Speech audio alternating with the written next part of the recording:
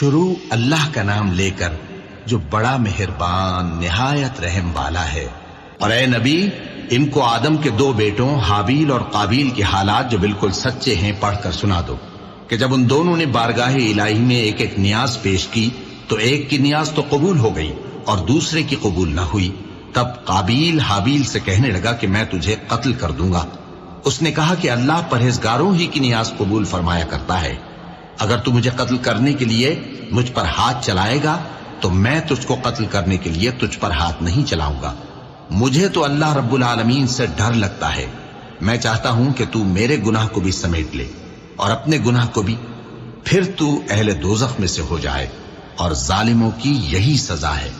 آخر اس کے یعنی قابیل کے نفس نے اس کو اپنے بھائی کے قتل ہی کی ترغیب دی تو اس نے اسے قتل کر دیا، پھر خسارہ پانے والوں میں ہو گیا۔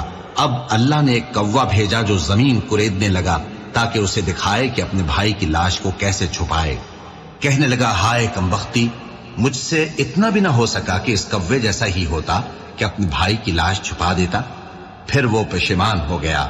اس قتل کی وجہ سے ہم نے بنی اسرائیل کے ذمے یہ بات لکھ دی کہ جو شخص کسی کو ناحق قتل کرے گا، یعنی بغیر اس کے کہ جان کا بدلہ لیا جائے یا ملک میں خرابی کرنے کی سزا دی جائے، تو اس نے گویا تمام انسانوں کو قتل کیا، اور جو ایک انسان کی جان بچا لے تو گویا اس نے سارے انسانوں کو زندگی دے دی۔